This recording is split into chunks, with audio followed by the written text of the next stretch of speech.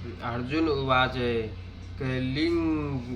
कैलिन्द्रेऽत्रीनि गुणातेनातनीतो भवति प्रभो किमाचार कथं चैतान् त्रिगुणानाति वर्ते। श्लोक 21 अध्याय 14 श्लोक 21 में कहा गया है। अर्जुन उवाच अर्जुन ने कहा कई किन लिंगैंग लक्षणों से तीनों गुणों के एतान ये सब अतीत लांघा हुआ भवती है प्रभु। हे प्रभु किम क्या आचार्य माने आचरण कथम माने कैसे च माने भी एतान ए तीनों गुणों का अतिवर्तलते लांघता है।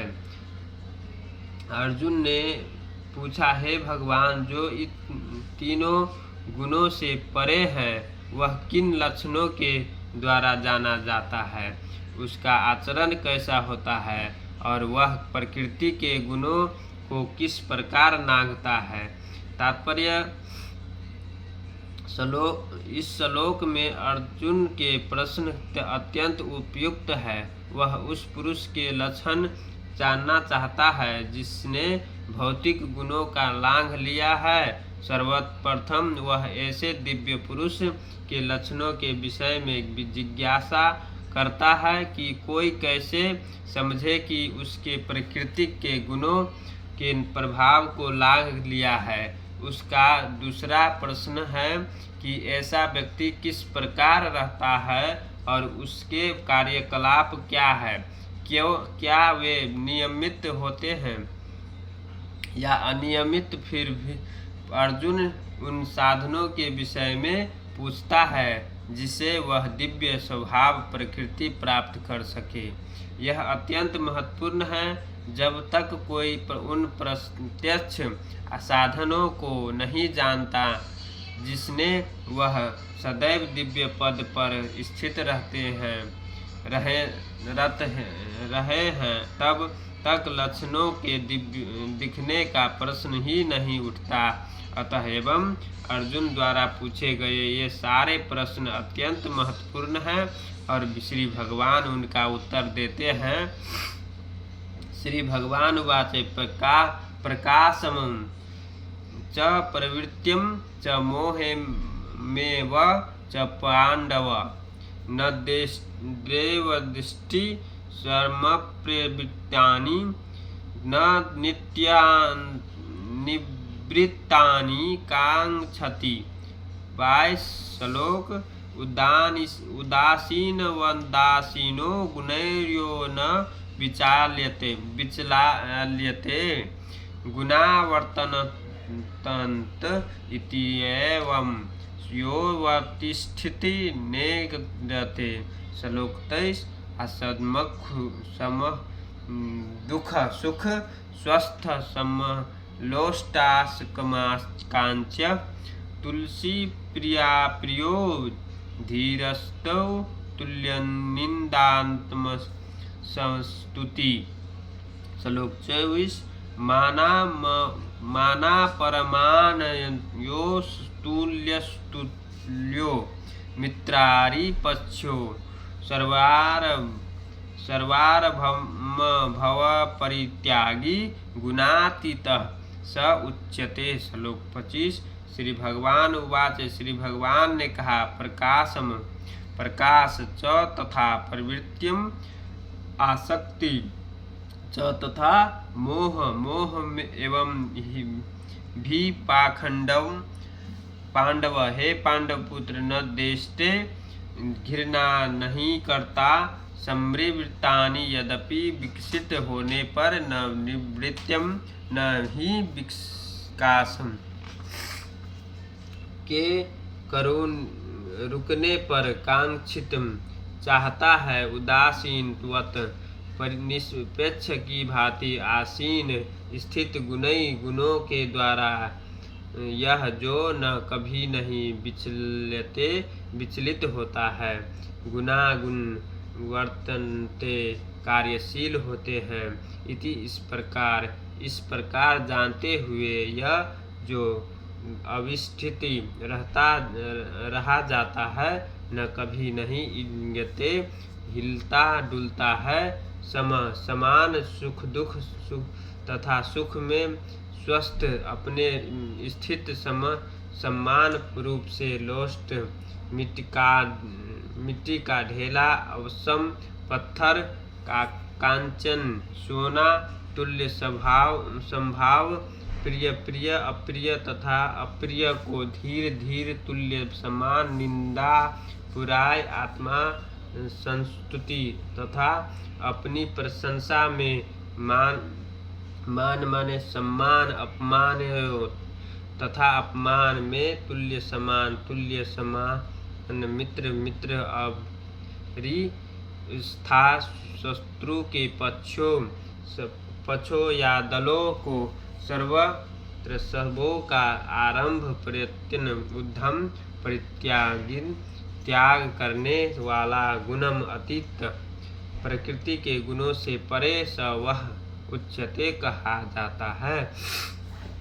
श्री भगवान ने कहा, हे पांडव पुत्र, जो प्रकाश, आसक्ति तथा मोह के उपस्थित होने पर न तो उससे घृणा करता है और न लुप्त हो जाने पर उनकी इच्छा करता है, जो भौतिक गुणों की इन समस्त प्रक्रियाओं से निश्चल तथा अविचलित रहता है, और यह जानकर कि केवल गुण ही क्रियाशील है, उदासीन तथा दिव्य बना रहता है, जो अपने आप में स्थित है और दुख तथा सुख को एक समान मानता है, जो मिट्टी के ढेले, पत्थर एवं स्वर्ण के टुकड़े को समान दृष्टि से देखता है, जो अनुकूल तथा प्रतिकूल के प्रति सम्मान बना रहता है, जो अधीर है और प्रशंसा तथा बुराई मान तथा अपमान में समान भाव से रहता है, जो शत्रु तथा मित्र के साथ समान व्यवहार करता है, और जिसने सारे भौतिक कार्यों का परित्याग कर दिया है, ऐसे व्यक्ति को प्रकृति के गुणों से अतीत कहते हैं। तात्पर्य, अर्जुन ने भगवान श्री कृष्ण से 3 प्रश्न पूछे और उन्होंने क्रमश एक का उत्तर दिया। इन श्लोक में श्री कृष्ण पहले यह संकेत करते हैं कि जो व्यक्ति दिव्य पद पर स्थित है, वह न तो किसी से ईर्ष्या करता है और न किसी वस्तु के लिए लालायित रहता है। जब कोई जीव इस संसार में भौतिक शरीर से युक्त होकर रहता है, तो यह समझना चाहिए कि वह प्रकृति के 3 गुणों में से किसी एक के वश में है।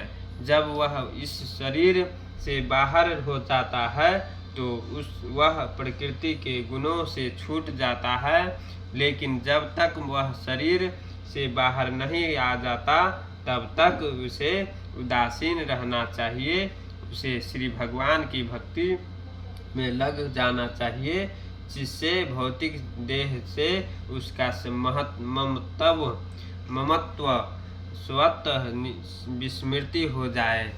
जब मनुष्य भौतिक शरीर के प्रति सचेत रहता है, तो वह केवल इंद्रिय तृप्ति के लिए कर्म करता है, लेकिन जब वह अपनी चेतना श्री कृष्ण में स्थानांतरित कर देता है, तो इंद्रिय तृप्ति स्वतः रुक जाती है। मनुष्य को इस भौतिक शरीर की आवश्यकता नहीं रह जाती है और न उसे इस भौतिक शरीर के आदेशों का पालन करने की आवश्यकता रह जाती है। शरीर के भौतिक गुण कार्य करेंगे, लेकिन आत्मा ऐसे कार्यों से पृथक रहेगा। वह किस तरह पृथक होता है? वह न तो शरीर का भोग करना चाहता है, न उसे बाहर जाना चाहता है। इस प्रकार दिव्य पद पर स्थित भक्त स्वयं में वह मुक्त हो जाता है। उसे प्रकृति के गुणों के प्रभाव से मुक्त होने के लिए किसी प्रयास की कोई आवश्यकता नहीं रह जाती। अगला प्रश्न ये दिव्य पद पर आसीन व्यक्ति के व्यवहार के संबंध में है। भौतिक पद पर स्थित व्यक्ति शरीर को मिलने वाले तथाकथित मान तथा अपमान से प्रभावित होता है, लेकिन दिव्य पद पर आसीन व्यक्ति कभी ऐसा मिथ्या मान तथा अपमान से प्रभावित नहीं होता।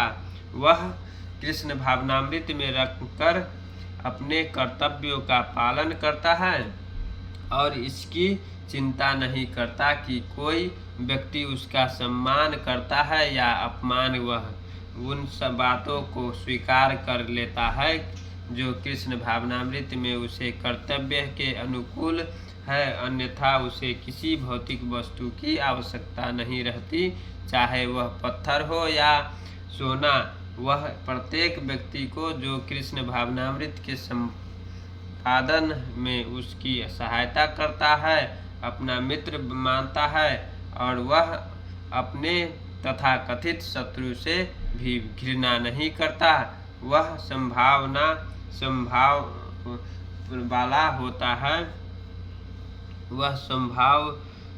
वाला होता है और सारी वस्तुओं को समान धरातल पर देखता है, क्योंकि वह इसे भलीभांति जानता है कि उसे इस संसार में कुछ भी लेना देना नहीं है। उसे सामाजिक तथा राजनीतिक विषय तनिक भी प्रभावित नहीं कर पाते, क्योंकि वह क्षणिक उथल तथा उत्पातों की स्थिति से अवगत रहता है। वह अपने लिए कोई कर्म नहीं करता। श्री कृष्ण के लिए वह कुछ भी कर सकता है, लेकिन अपने लिए वह किसी प्रकार का प्रयास नहीं करता। ऐसे आचरण से मनुष्य वास्तव में दिव्य पद स्थित हो सकता है। माम च यो व्यभिचारेण भक्तियोगेन सेवते स गुणास मतीत्यै ब्रह्मा भूयाय कल्पते। श्लोक 26। माम मेरी च भी यह जो व्यक्ति अवश्य विचारेण बिना विचलित हुए भक्ति योगेन भक्ति से सेवा करता है, स वह गुणान प्रकृति के गुणों को अमतीतन लाघ कर एतान इस पर सब ब्रह्मा भूयाय ब्रह्मा पद तक ऊपर उठा हुआ कल्पते हो जाता है।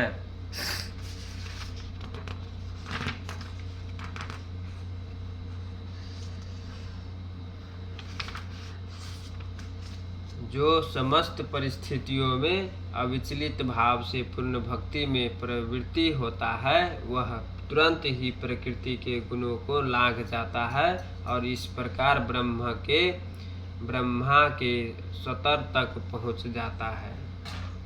जय श्री कृष्ण, जय श्री राम।